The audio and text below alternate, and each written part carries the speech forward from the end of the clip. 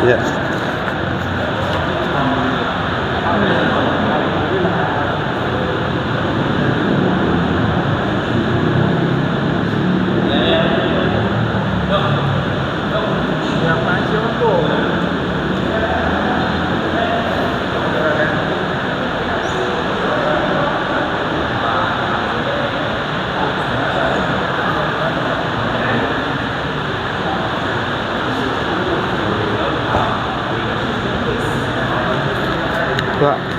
Pak, ini kasih jeruk, Pak. Hah? Ini kasih jeruk.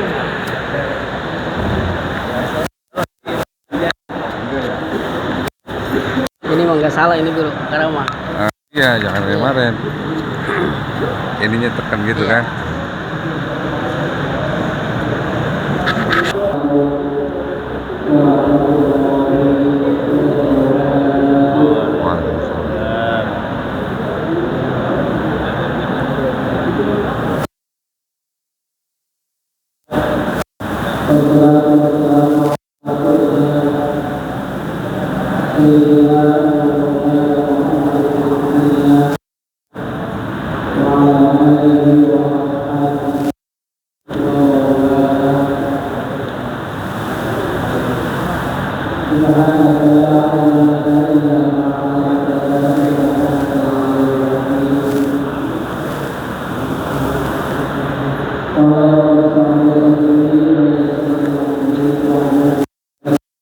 Sampai di mana waktu itu?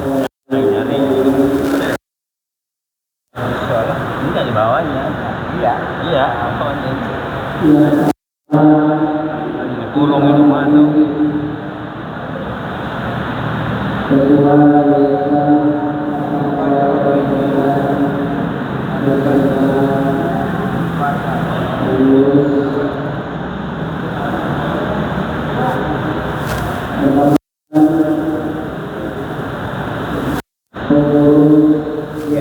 Nah ini berarti ya.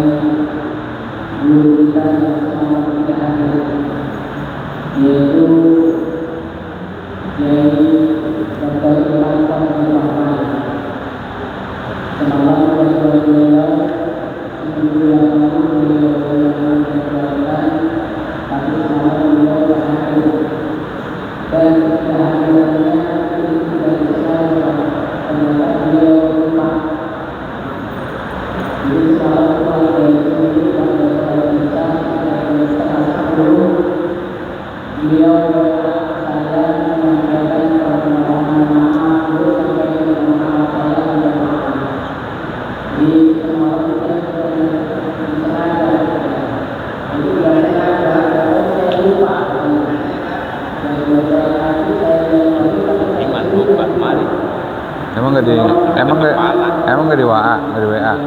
Ada dari dari kita. Dan udah berapa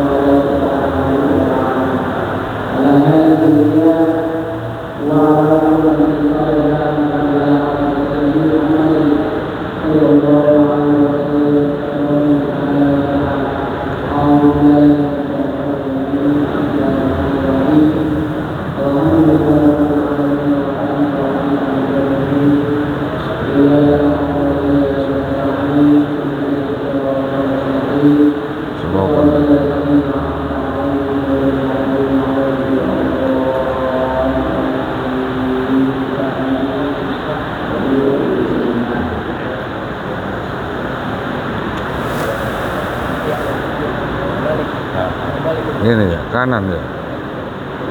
Kalau saya ngere ono.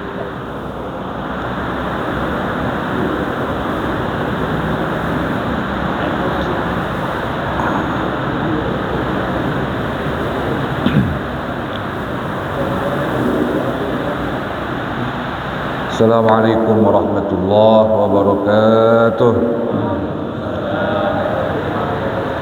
Bismillahirrahmanirrahim. Al-Fatihah ila hadratis sayyidina Muhammad sallallahu alaihi wasallam wa alihi wa ikhwanihi wa azwajihi wa dhurriyyatihi. Bismillahi abaina wa ummahatina wa dalina wa jaddatina akhwalina wa khalatina wa ammina wa ammatina wa shaykhina wa shaykhina wa lahu as-salatu wa hadha al-kitab shaykhina min Abdul Aziz al-Mubarak wa sayyidina عندما ذكر الشاطئ بسم الله وعلينا خاصة وأمة المسلمين أجمعين عامة شو لله لهم الفاتحة أعوذ بالله من الشيطان الرجيم بسم الله الرحمن الرحيم الحمد لله رب العالمين الرحمن الرحيم مالك يوم الدين إياك نعبد وإياك نستعين اهدنا الصراط المستقيم صراط الذين أنعمت عليهم غير المغضوب عليهم ولا الضالين آمين. Sampai ini yang wayubadiru ya? Ya, benar. Bismillahirrahmanirrahim.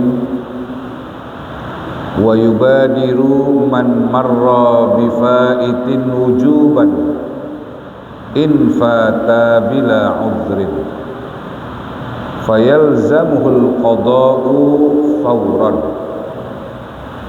Wa yubadiru, dan menyegerakan, man marra, oleh orang yang telah lewat penjelasannya ia, bifaitin, dengan sholat yang ia tinggal, wujuban, dengan hukum wajib, infata, jika meninggalkan ia, bila uzrin, dengan tanpa uzur, fayalzamuhul qada'u fawran, maka wajib kepadanya oleh mengqadha sholat fawran, dengan segera.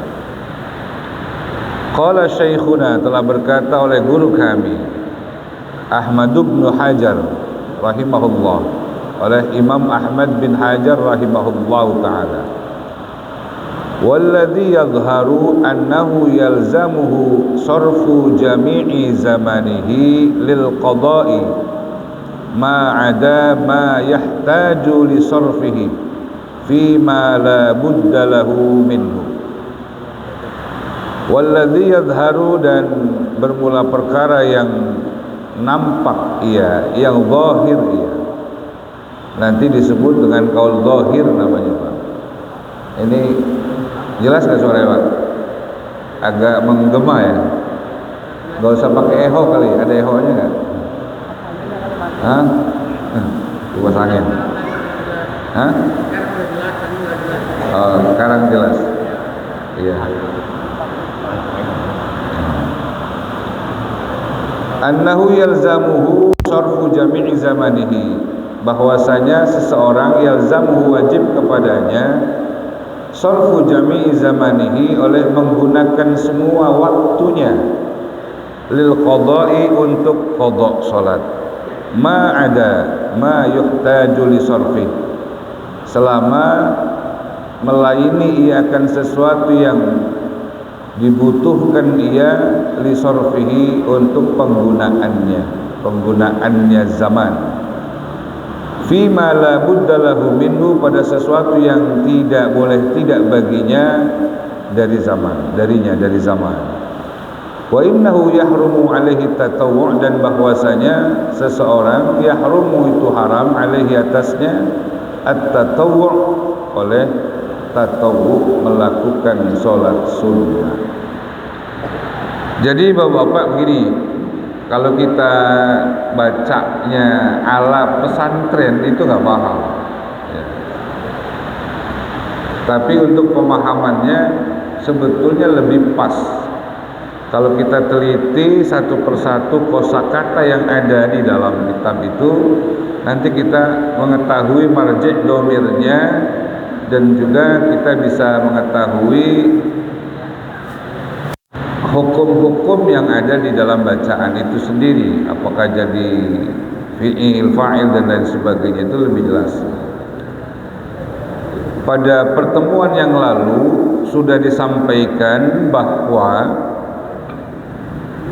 seorang muslim yang mukallaf, artinya yang mukallaf itu yang baligh.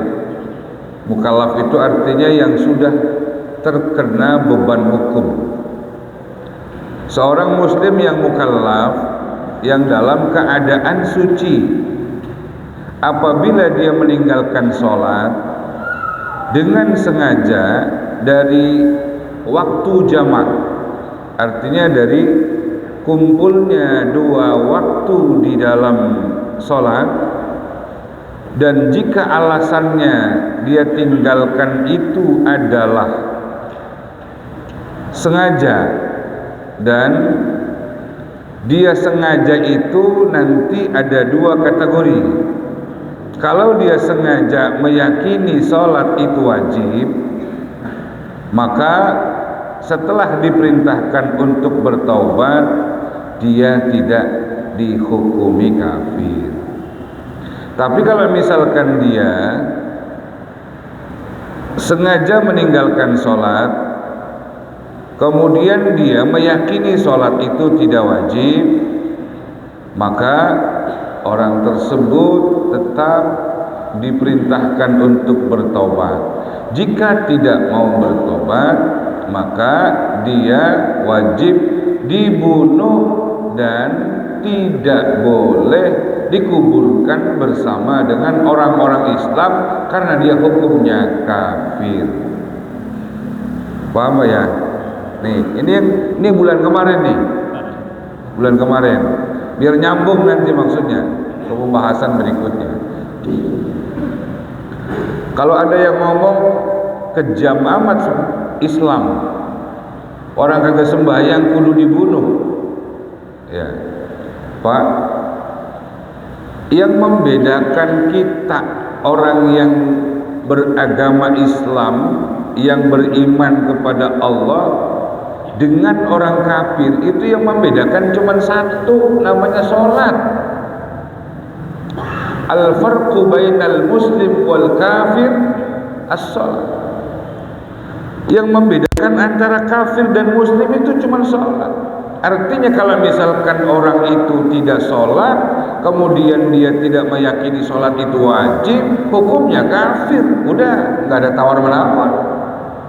Kalau dia itu meyakini meninggalkan sholat itu tidak wajib. Tapi kalau dia masih meyakini sholat itu wajib, alasannya cuma males, belum dimasukkan kategori kafir. Jadi kalau misalkan ada orang melakukan perbuatan dosa besar seperti narkoba, minum-minuman keras, apakah kafir? Enggak.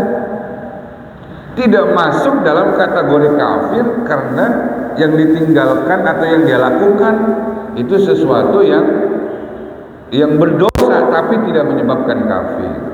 Cuma sholat yang menyebabkan seseorang itu dikategorikan kafir. Ketika kita meninggalkan sholat, bukan kita, ada orang malas meninggalkan sholat, bagaimana kemudian kita menyikapinya? Wa yubadiru man marra bifaitin wujuban in fata bila uzrin fayalzamuhul qadha fawran. Ya, segera kita, wajib kita segera, wajib kita buru-buru. Jika meninggalkan sholatnya itu tanpa wajib apa? Wajib mengqadhanya. Jadi kalau misalkan ada orang meninggalkan sholat, itu wajib diqadha, dan hukum mengqadhanya itu wajib buru-buru. Kalau tinggalnya sengaja. Paham nggak maksudnya, Pak? Ya. Orang ninggalin sholat sengaja kayak apa? Ya, ya kayak misalkan asik ngobrol, udah denger azan tadi, cuman dia asik ngobrol.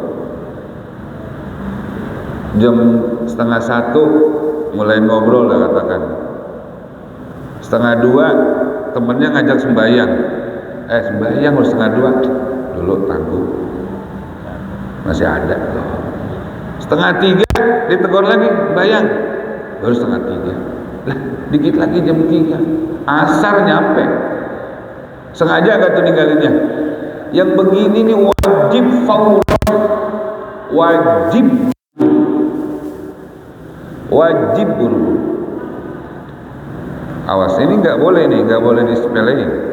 Ya. Kalau misalkan dia sudah masuk waktu asar, zuhur tadi dia tinggal, sengaja masuk waktu asar dia ke masjid. Ketika dia ke masjid, orang mulai mau jamaah. Imam sudah mendengar qomat, dia masuk ke pengimaman. Ini yang tadi nih yang ninggalin zuhur nih kagak boleh ikut jamaah dulu, suruh kodok dulu. Paham nggak Pak? Nggak boleh. Terus sholat sunnah boleh nggak? Malah sholat sunnah haram, karena yang ono tadi belum dibayar utang. Begitu. Nanti di sini dijelasin kok. Kemudian qala syekhuna, kata guru kami, pengarang kitab ini namanya Syekh Zainuddin Ibn Abdul Aziz Al-Malibari. Punya guru namanya Imam Ibnu Hajar rahimahullah. Ini Ibnu Hajar Al-Haytami ya. Bukan Ibnu Hajar Al-Asqalani. Kalau Al-Asqalani ahli hadis, seperti karyanya Kitab Bulughul Maram tuh, itu Imam Ibnu Hajar Al-Asqalani.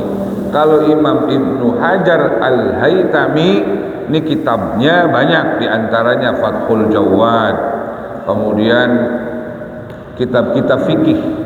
Dan salah satu murid beliau namanya Syekh Zainuddin bin Abdul Aziz Al-Malibari, ini yang ngarang kitab ini.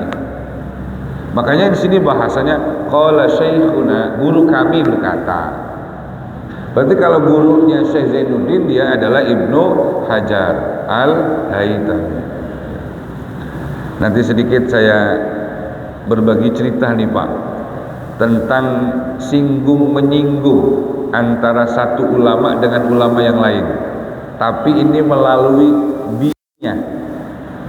bininya Imam Ibnu Hajar Al-Haytami disinggung sama bininya yang sekurun dengan Ibnu Hajar, namanya Imam Romli. Bedanya nih, nanti di sini bedanya nih. Ibnu Hajar itu miskin, Imam Romli itu kaya. Saya ceritain dikit tuh kali ya, biar nggak jenuh gitu. Ya romannya tegang banget, jangan tegang Pak. Jadi Ibnu Hajar itu miskin, Imam Romli kaya.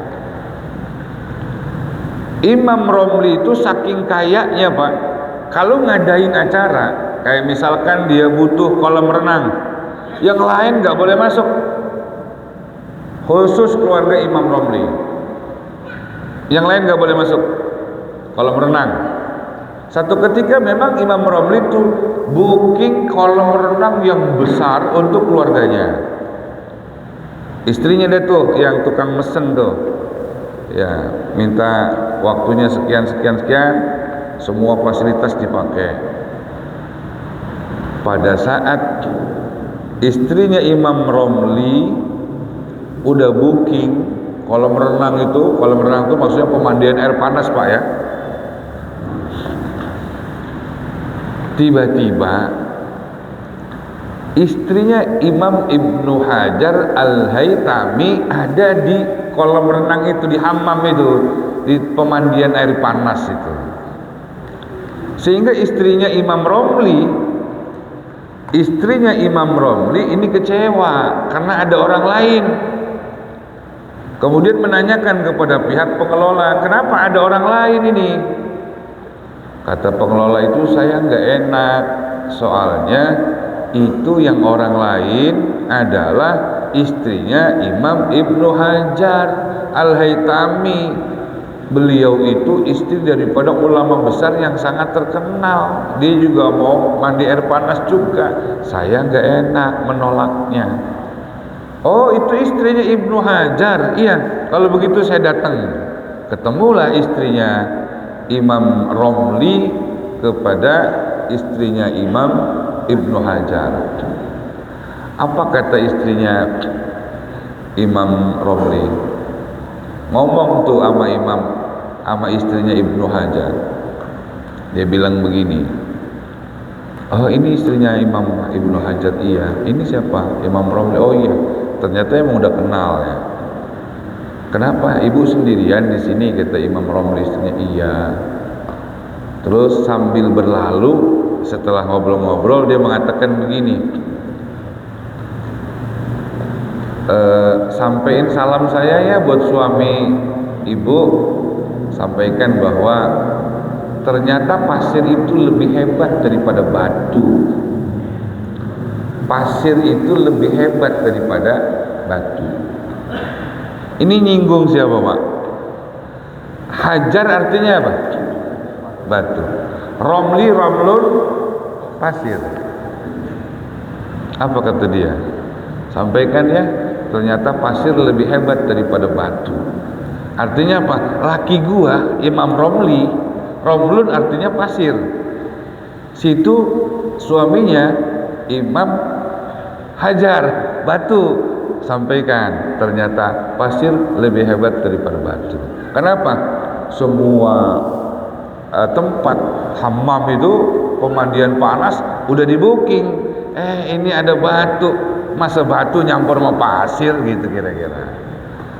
Sampailah kemudian ke Imam Ibnu Hajar. Kata Imam Ibnu Hajar begini, apa yang dikatakan? Iya Pak, saya tersinggung.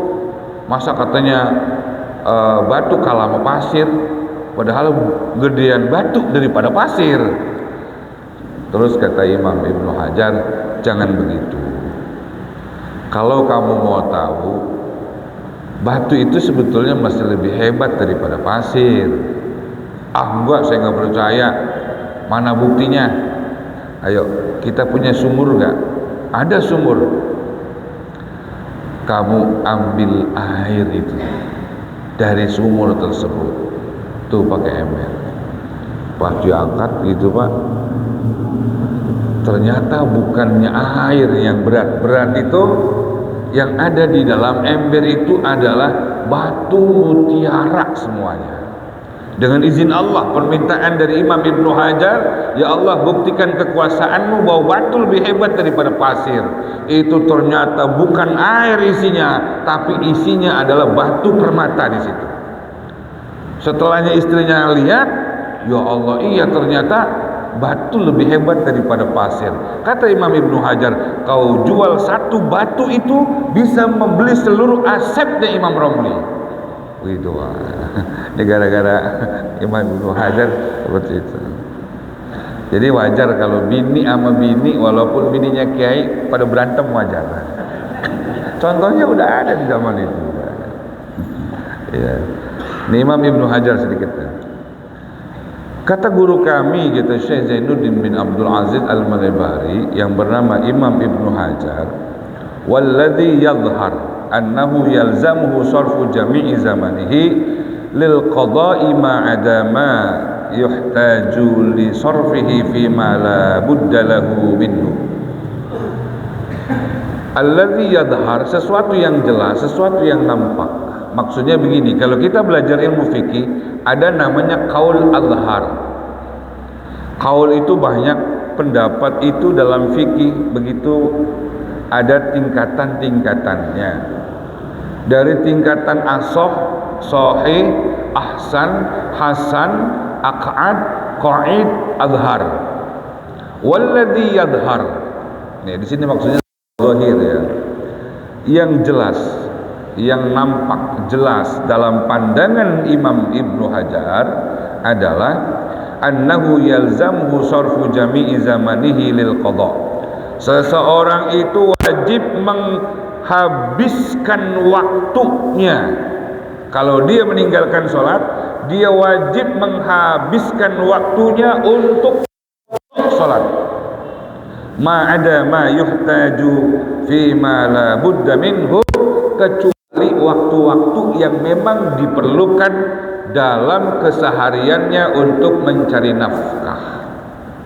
Gitu. Jadi maksudnya begini. Di sini ada nggak sih kita Pak yang ninggalin sembahyang banyak gitu? Di sini bapak-bapak ada yang pernah ninggalin sembahyang apa kagak? Di masa lalu Pak? Banyak. Banyak ini ada yang tahu nggak berapa jumlahnya? Nggak ada yang tahu kan? Terus bagaimana menyikapinya itu? Begitu banyak mungkin sholat yang pernah kita tinggalkan di masa lalu tanpa kita tahu berapa sholat yang pernah kita tinggal. Ini ulama Pak sudah memberikan cara yang kemudian dikenal dengan mengqadha sholat dengan cara keliling. Qadha sholat keliling. Kalau kita tidak pernah ingat berapa jumlah yang pernah kita tinggalkan dalam sholat, maka qadha sholat itu dengan keliling. Maksudnya sholat qadha keliling itu setelahnya kita melakukan sholat wajib, sholat fardu, sholat adaan, kita qadha. Habis zuhur kita qadha sholat zuhur. Habis asar kita qadha sholat asar. Habis maghrib kita qadha sholat maghrib. Habis isya kita qadha sholat isya. Karena kita nggak pernah tahu berapa jumlah sholat dulu yang pernah kita tinggal. Namanya qadha keliling Pak. Iya. Hah? Iya. Ini boleh dikerjain Pak. Kecuali kita tahu jumlah bilangan. 1 minggu misalkan kita sakit di opnam, kemudian kita di impus atau kita berada di ICU, kita nggak tahu tuh kita sudah meninggalkan sholat berapa lama. Ternyata informasinya kita itu seminggu nggak sembahyang-bayang dalam keadaan tidak sadar. Nanti bagaimana? Ya kita qadha. Ketika kita mengqadha sholat yang 1 minggu itu, harus kita habiskan waktu kita untuk mengqadha itu. Jangan digunain buat yang lain. Ada kondangan, ada apa aja, nggak usah berangkat ke sholat. Khusus habisin waktu untuk mengqadha sholat. Kecuali kita udah masuk kerja, besoknya kita sehat kerja. Kemudian tadi kemarin waktu kita sakit ada 7 hari kita tidak melakukan sholat, maka silahkan waktu senggangnya kita gunakan untuk sholat. Waktu kerja berangkat kerja, pulang kerja sholat lagi, begitu terus. Itu maksudnya sarfu jami'i zamanihi itu. Begitu. Paham maksudnya Pak ya? Wa innahu yahrumu alaihi tatawwu', dan ketika dia punya utang sholat wajib, maka hukumnya haram dia melakukan sholat tatawwu', sholat sunnah, haram. Ini fatwa daripada Imam Ibnu Hajar Al-Haytami. Gitu. Kalau udah paham saya lanjutin nih. Kalau ada yang belum paham silakan tanya Pak. Paham berarti? Ya. Kalau ada kesempatan kita membuka foto, kan teman-teman yang sedang kita nggak percaya itu foto. Ya. Nah kalau seandainya kita membuka bab foto ini, akhirnya orang antar gua juga bisa foto, akhirnya malah remeh meninggalkan sholat. Itu masuk kategorinya lalai, nanti diminta istitabah atau selesai dari foto.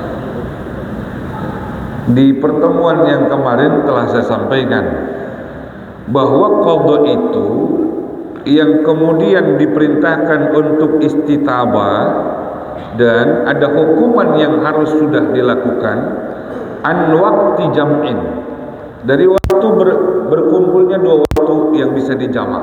Artinya begini contohnya, misalkan dia meninggalkan sholat zuhur.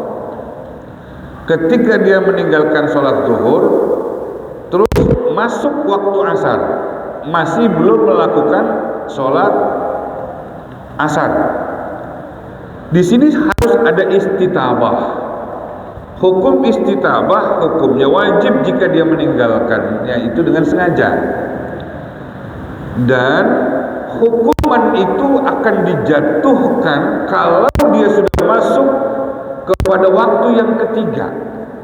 Zuhur dia tinggal, asar dia tinggal, diperintahkan untuk bertobat, diabaikan, menunggu waktu sampai waktu maghrib selesai. Maghrib belum juga dia lakukan, maka orang ini kan wajib dibunuh. Jadi kita akan sampaikan bahwa sesungguhnya kalian boleh qadha jika meninggalkan sholat dengan sengaja. Limit sholatnya 3. Jika 3 kali tidak melakukan sholat dan di situ kamu tidak mau qadha dengan hukum wajib segera, maka yuktal, kalian harus dibunuh. Dan kalau kalian masih meyakini sholat itu adalah sesuatu yang wajib, ada toleransi, boleh dikuburin di kuburan orang-orang Islam. Tapi kalau kamu tidak meyakini sholat itu wajib, kalian dibunuh, tidak boleh dikuburkan bersama dengan orang-orang Islam, buang ke laut. Seperti itu kita sampaikan. Nah, kalau kemudian orang-orang sebelah yang mengatakan nanti dengan kita buka bab qadha, akhirnya mereka malas melakukan qadha, melakukan sholat dengan alasan karena boleh qadha. Pertanyaannya begini, Pak, qadha itu pernahkah dilakukan oleh Nabi? Pernah. Pada saat perang Khandaq, Rasul sallallahu alaihi wasallam pada saat itu karena memang sibuk berperang, kemudian sampai tidak melakukan asar, dan masuk waktu maghrib, kemudian Nabi mengqadha asar dulu baru maghrib. Bahwa sesungguhnya qadha itu ada di zaman Nabi, itu memang ada. Jadi sebetulnya qadha itu bukan sesuatu yang mengada-ngada, karena memang contohnya pernah ada, dan memang itu bukan meninggalkan sholatnya ditinggalkan oleh Nabi karena sengaja, bukan, karena memang ada kesibukan perang yang luar biasa. Nah, ini bisa kita lihat dalam hadis yang berbicara tentang hadis Khandaq namanya, ya, ada seperti itu. Nah, jadi kalau kemudian saya di sini membaca kitab ini, yakni Syekh Zainuddin bin Abdul Aziz Al-Malibari membuka dengan bab qadha, maka rincian qadha-nya ini harus paham kita. Saya akan, makanya tadi saya tanya, ada yang nggak paham, tolong tanya, gitu, supaya nanti tidak ada kesan dasaran boleh qadha, gue tinggal sembahyang. Nah itu, silakan aja mau ditinggalkan tuh sholat, silakan saja. Tapi kalian dibunuh loh dalam syariat itu, dan kalian sudah kafir hukumnya, seperti itu. Dan saya sampaikan hukum itu di dalam kitab ini juga disampaikan seperti itu, sehingga tidak ada lagi kita istihza tahawun bis sholat itu, tidak ada kita meremehkan sholat. Ya.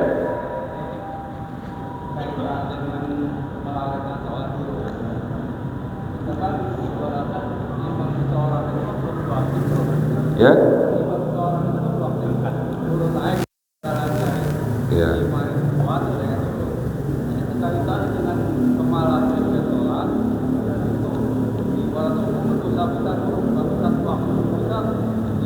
tahu ceritanya.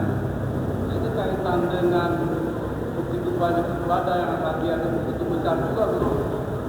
Setelah kita puasa Ramadan, mendapatkan bulan yang bulan, kemudian kita laksanakan ibadah sholat sunat yang bisa mengurangi dosa. Nah, bagaimana kaitannya dengan itu? Apakah itu tidak berlaku dengan hadiah-hadiah dari begitu banyak kita laksanakan ibadah-ibadah yang mana dengan lalainya kita hanya satu waktu itu begitu besar yang berlaku kayak itu. Ya, itu aja Pak. Ada lagi? Cukup ya, baik. Begini, di dalam satu riwayat bahwa orang yang meninggalkan sholat satu waktu akan mendapatkan siksaan selama 500 tahun dengan hitungan tahun akhirat. Sementara hitungan tahun akhirat sebagaimana yang difirmankan oleh Allah dalam Al-Quran, inna yawman indallah ka'alfi sana, satu hari di akhirat sama dengan 1000 tahun hidup di dunia. Itu hukuman bagi orang yang meninggalkan sholat. Kenapa begitu besar? Karena memang sholat itu tiangnya agama. As-sholatu imaduddin, faman aqwamaha faqad aqwamaddin, wa man tarakaha faqad hadamaddin. Kita tahu semua itu dalilnya. Ibarat rumah, jika tiang tidak ada, semuanya hancur. Makanya cuma sholat yang dikatakan oleh Nabi kita, perbedaan antara seorang mukmin dan kafir itu sholat. Jika dia tidak melakukan sholat, ya berarti sama dengan kafir. Begitu berat hukumannya bagi orang yang meninggalkan sholat. Kalau kemudian kita kaitkan dengan kebaikan-kebaikan lain dari ibadah-ibadah mahdoh yang kita lakukan, misalkan seperti puasa dan lain sebagainya, apakah kemudian itu tidak bisa mengimbangi daripada perbuatan dosa meninggalkan sholat? Pak, kalau kita baca secara tuntas begini dulu, setiap orang yang meninggalkan sholat itu ada perintah untuk bertaubat. Siapapun yang melakukan kesalahan ada perintah untuk bertaubat. Dan kalau sudah misalkan dia meninggalkan sholat bertahun-tahun, misalkan dia tinggalkan, kemudian dia secara hukum fikih dia lakukan aturan-aturan fikihnya, dia berusaha sebagai bentuk kesungguhan dia di dalam bertobat, dia qadha sholat-sholatnya.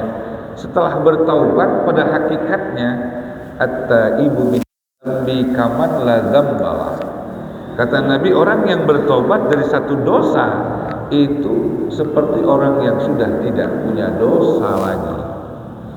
Nah, jadi orang yang sudah bertobat meskipun dosanya banyak, seperti dosa meninggalkan sholat, maka dosa-dosa itu akan dihilangkan oleh Allah seperti tidak punya dosa. Namun dalam praktek kehidupan kita, setelahnya kita bertaubat kepada Allah, kan kita masih sholat. Di sini kadang-kadang sholat kita tidak sempurna.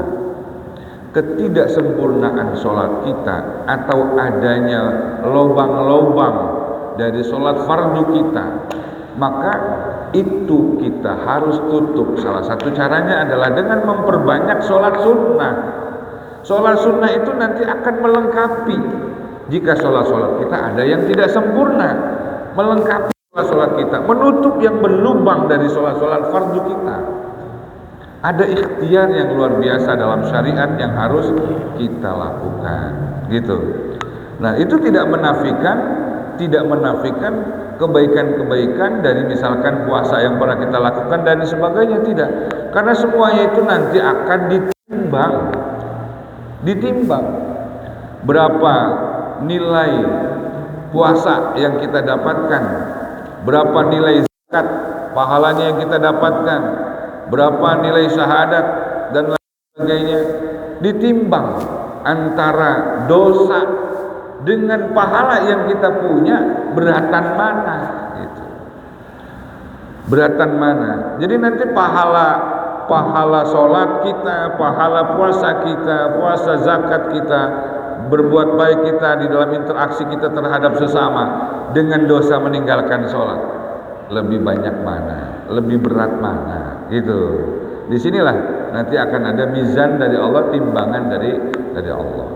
Jadi kita jangan kecil hati, karena meskipun apa yang sudah dijelaskan oleh para ulama-ulama kita tentang hukuman bagi orang-orang yang meninggalkan sholat begitu besar, begitu luar biasanya siksanya, dengan gambaran-gambaran yang telah disampaikan oleh para ulama melalui hadis Nabi, jangan kecil hati, karena sesungguhnya rahmat Allah itu lebih besar daripada kemurkaannya. Gitu, itu yang kita wajib berhusnudzonnya di situ. Jadi tugas kita hari ini adalah bagaimana kita melakukan sholat dengan cara yang baik, dengan cara yang benar, secara hukum fikih. Adapun yang pernah kita tinggal bertaubat saja kepada Allah. Mudah-mudahan diampuni semuanya. At-taibu minadz dzambi kaman la dzambalah. Kalau udah tobat kita diterima, udah bersih, kosong lagi diri kita dari segala dosa-dosa. Itu maksudnya. Ya.